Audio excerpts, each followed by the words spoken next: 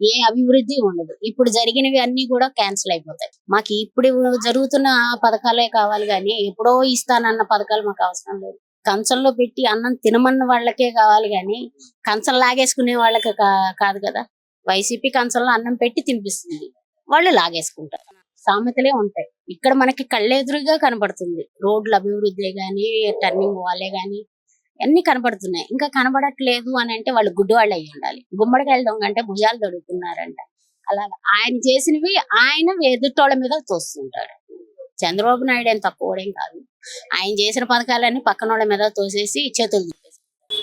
ఇప్పుడు వరకు చాలా పెట్టారు, అది ఇది అన్నారు కదా. 2019లో ఎలక్షన్స్లో ఇచ్చిన హామీ ప్రకారం అయితే వైఎస్ జగన్ గారు ఎవరైతే ఉన్నారో ఆయన చెప్పిన వాటిలో ఏదైతే అమలు చేశారో అది ఒకసారి తిరిగి చూసుకుంటే దాంట్లో సగానికి సగం అవ్వాల.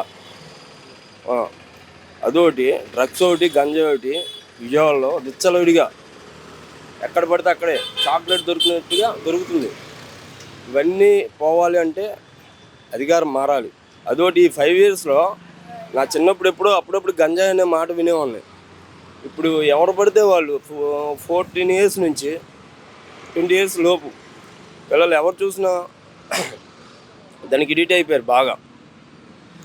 ఏ డిపార్ట్మెంట్స్ వాళ్ళు పట్టించుకోవట్లా, వాళ్ళే భయపడిపోతున్నారు. వాళ్ళు చైన్స్ ఇవన్నీ వేసుకుని తిరిగితే వాళ్ళు ఎక్కడ ఏం చేస్తారు? ఏమన్నా 15,000 అమ్మఒడి ఇస్తేనే చదివిపించుకుంటున్నారా పిల్లల్ని?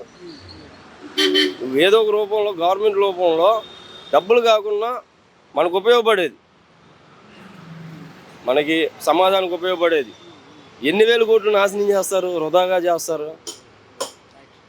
12 లక్షల కోట్లు అప్పు అయిందంటే ఆ భారం ఒక్కొక్క కుటుంబానికి సంవత్సరానికి ₹1,00,000 మన మీదే పడుద్ది కన్ఫామ్గా. అది నేను అంటున్నా.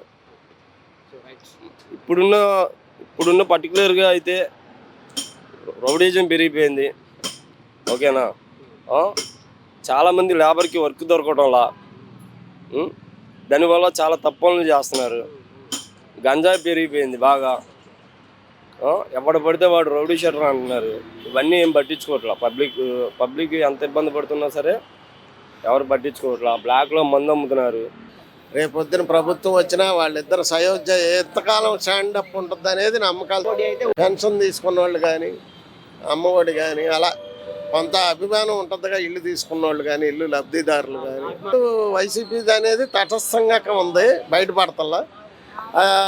చంద్రబాబు కూటమిదేమో కొద్దిగా ఓపెన్గా చెబుతున్నారు, మేము వేస్తాం కంపల్సరీ, కూటమి రావాలని. ఎవరొచ్చినా కూడా రాష్ట్ర అభివృద్ధిని చేసుకుంటే బాగుంటుంది. కక్ష సాధింపు చర్యలు మర్చిపోయి మెయిన్ యూత్ని దృష్టిలో పెట్టుకోవాలి. ముసలోళ్ళకి డబ్బులు ఇచ్చినా ఉపయోగం లేదు, ఆడవాళ్ళకి డబ్బులు ఇచ్చినా ఉపయోగం లేదు. రేపు రాష్ట్రం బాగుపడాలంటే యూత్ని మీలాగా ఎడ్యుకేటెడ్ చదువుకుని ఆ స్థాయికి తగ్గ జీతాలు కాకుండా తక్కువ స్థాయిలో ఉద్యోగాలు చేసుకుంటున్నారు. మరి అది గమనించాలి నాయకులు అనేవాళ్ళు. యూత్ని ఎప్పుడైతే ఎంకరేజ్ చేస్తారో రాష్ట్రమైనా దేశమైనా బాగుపడుతుంది. జగన్ గారు అండి అన్ని పనులు బాగా చేస్తారు. డోకరా గుప్పు కానీ ఏది కానీ చేసి నుండి 40 సంవత్సరాల డబ్బులు కానీ అన్నీ బాగా వేస్తాడండి. ఒక్కడ దెబ్బ కొట్టించాడండి. మందు కాడ దెబ్బ కొట్టించాడు. 50 రూపాయలు కూడా 200, 150 అమ్ముతుంది అంటే అన్నీ కూడా పనులు కూడా ఆయన జగన్ మంచి పనులు చేస్తాడు. మందు కాడ మట్టిగా ఆయన 50 రూపాయలు కాడ 200 అమ్ముతారు. ఆ మందుకు తగ్గిస్తే, ఆ మందు తగ్గిస్తే ఆయనే ఇస్తారు సీఎం. రేటు తగ్గిస్తే పేదవారికి 500 కూలి తెస్తే కూలే రూపాయి ఇంటికి వెళ్ళట్లే. మందుగాడ మట్టిగా రేట్లు పెంచేస్తాడు, ఇంటికాడ రూపాయి వెళ్ళట్లేదు. ఆడవాళ్ళు పేదవారు చాలా బాధపడుతున్నారు. ఇంటికి కూలి చేసినట్టు ఇంటికి రూపాయి వెళ్ళట్లే. ఈ మందుకే తెంగ పెడతారు కానీ మేము వెళ్ళట్లే. ఆడవాళ్ళతో తిట్లు కాస్తున్నాము, అన్ని బాధలు పడుతున్నాము, రూపాయి ఇంటికి వెళ్ళట్లేదు. అది ఆ మందుకాడ అన్ని ఆయన చేసిన పనులు అన్నీ బాగున్నాయి. అభివృద్ధి అందుకే దెబ్బ కొడిచేది. అయితే ఎటువంటి ఇబ్బంది లేదు మా ఆటో డ్రైవర్లకు కానీ. ఒకప్పుడు ప్రెస్లో చేసేవాడిని నేను. ఆయన పదవిలో ఉన్నప్పుడు ఎటువంటి ఇబ్బంది, మా ప్రెస్లో జాబ్లో చేసినప్పుడు ఎటువంటిది రాలా. ఈయన అధికారంలో వచ్చిన తర్వాత ఆ జాబ్లో కూడా బాగా ఇబ్బంది ఈయన వల్లే. ఎటువంటి లోడ్ రావాలన్నా సరే ఏదైనా కానీ చాలా వరకు ట్యాక్స్ అయినా కానీ మా వరకు కూడా మా జాబ్కి శాలరీ పెంచే ఆయన సంవత్సరం పెంచేది కూడా నాకు ఈ సంవత్సరం ఇబ్బంది అవుతుందని చెప్పేసి ఆయన ఇబ్బంది పడితే మేము ఇబ్బంది పడి ఆ శాలరీ జాబ్ మానేసాం. అలాగా నేను ఆటోలోకి వచ్చాను. ఆటోలోకి వచ్చిన తర్వాత ఇంకా దాని అదే పదవులు దీని గురించి పెంచేశారు. డ్రంక్ అండ్ డ్రైవ్ గురించి 15,000, లైసెన్స్ లేదని చెప్పేసి వన్ వే అని ఇవన్నీ చాలా వరకు దీని కొట్టినా కానీ ఏదైనా కానీ మా ముఠాన పనిచేస్తారు మా నాన్నగారు. ఆయనకు కూడా చాలా వరకు అంటే బాబు గారిదే బాగుంది అన్ని విధాలుగా ఏదైనా కానీ. అంతకుముందు నేను మన చంద్రబాబు గారి పార్టీలోనే ఉండేవాడిని. వచ్చిన తర్వాత జనాలు ఇప్పుడు మాలాంటి పేదలకి పవన్ కళ్యాణ్ అంటే పాపం పిచ్చోడు, అతనికి ఏం తెలియదు పాపం, ఏది ఇటు గురించి రాజకీయ గురించి తెలియదు పాపం. ఇప్పుడు ఒకవేళ అతను ఏదైనా సీట్లో కలిసినా కానీ చంద్రబాబు నాయుడికి చేయాల్సిందే, చంద్రబాబు నాయుడు ఊడికం చేయాల్సిందే. దానివల్ల ఆయనకు ఏం లేదు, అసలు చెప్పుకోవాల్సిన అవసరం లేదు అతని గురించి. ఈ చంద్రబాబు నాయుడు అంటే ఇతను అంతే. ఈసారి ఇప్పుడు అతను మన సోషల్ మీడియాలో చూస్తూనే ఉంటాం అతను చేసే ఈ పిచ్చి పిచ్చి పనులన్నీ, మాట్లాడటం కానీ ఎస్సీల గురించి మాట్లాడటం, రీసెంట్గా మొన్న వాళ్ళ ఆవిడ మాట్లాడటం, అంతకుముందు వాడెవడో జయదేవ్ అంట, జయదేవ్ ఎవడో ఉన్నాడు ఎన్ఆర్ఐ, వాడు మాట్లాడే మాటలు ఇటువంటి ఇది అవుతూ ఉంటాయి. ఆయన మొదటి సంతకం స్టీల్ ప్లాంట్ అనేసి చెప్పాడు, స్టీల్ ప్లాంట్ లేదు. 2 సార్లు టెంకాయ కొట్టాడు, శంకుస్థాపన ఏం లేదు, అసలు పునాదే లేదు. అసలు ఎమ్మెల్యే స్థానికంగా గత ఎలక్షన్లో జగన్ చూసి ఓటేశారు, కానీ ఎమ్మెల్యే ఇసుకే దోపిడి అంతా మొత్తం ఏం లేదు, డెవలప్మెంట్ పరంగా ఏం లేదు.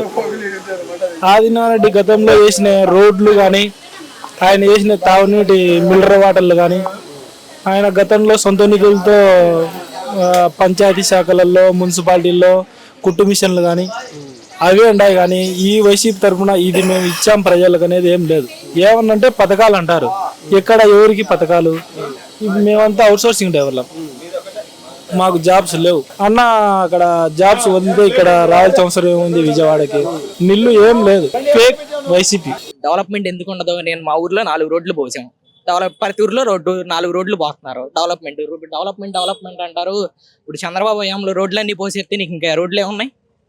పోసేసారేంటి? అప్పుడు పోయలేదుగా. అమరావతి అంటున్నారు, అమరావతి రాజధాని అంటున్నారు. అమరావతిలో ఏం కట్టాడు చూపించమను. వాళ్ళందరూ ఇప్పుడు టీడీపీ హయాంలో లాగ్ చేశారు, వీళ్ళు చేస్తున్నారు. ఈయన 3 రాజధానులు కావాలని చెప్పి పెడదామని చూస్తున్నాడు. నెక్స్ట్ ఈయన వచ్చాడనుకో అప్పుడు క్యాపిటల్ వచ్చేసిద్ది. అదే వీళ్ళు కానీ చెడగొట్టుకున్నారనుకో వైసీపీ కోటేయకుండా రాదు. మీరు వేరు వాళ్ళకి మార్చి ఓట్లు వేసుకుంటే ఇప్పుడు ఆయన వచ్చేది అంటాడు, ఈయన వచ్చేది అంటాడు, ఇంకో ఆయన వచ్చి అది అంటాడు. అప్పుడు ఎలా కుదిరిద్ది? మంచి కావాలనుకుంటే జగన్ వస్తాడు, మాకేం వద్దు, మళ్ళీ మేము 5 సంవత్సరాలు వెనక పడిపోవాలనుకుంటే టీడీపీకో జనసేన కోటేస్తారు. దాంట్లో ఏముంది? తెలుస్తూనే ఉంది కదా.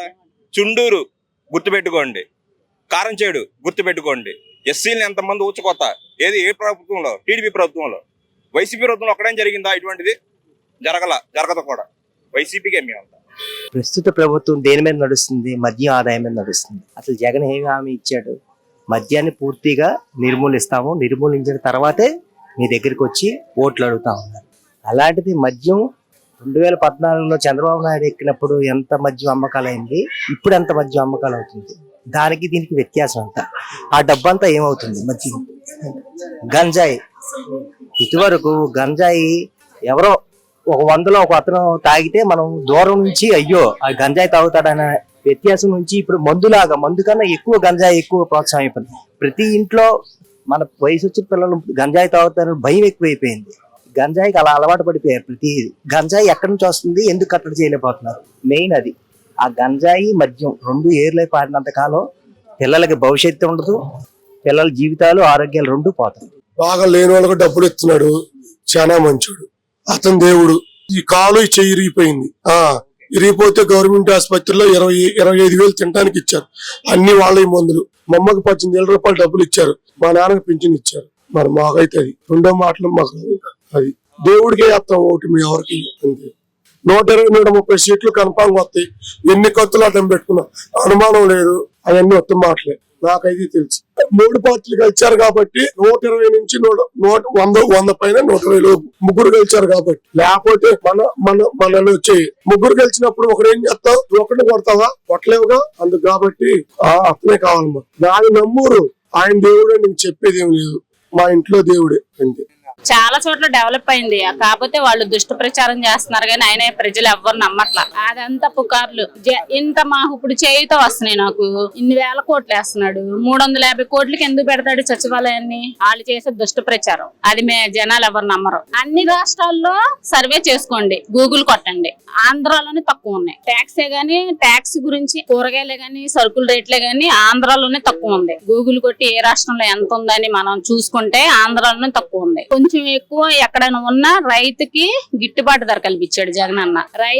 రైతులు బాగుంటేనే, వాళ్ళు పండిస్తేనే మనం తింటాక ఫుడ్, వాళ్ళకి మేలు జరిగితేనే కదా. ఇది మంచిని తట్టుకోలేక టీడీపీ వాళ్ళు దుష్ట ప్రచారం, వాళ్ళు ఎన్ని దుష్ట ప్రచారం చేసినా జనాలు నమ్మే పరిస్థితిలో లేరు. ఎందుకంటే 2014లో మోసపోయాం. మా డ్వాక్రా రుణం మాఫీ చేస్తానని చేయకుండా బ్యాంక్ మేనేజర్లతో మమ్మల్ని తిట్టించాడు. వాళ్ళు ఏమన్నారు, ముఖ్యమంత్రి చంద్రబాబు నాయుడు కదా మీకు మాట ఇచ్చింది, ఆయన అడగండి,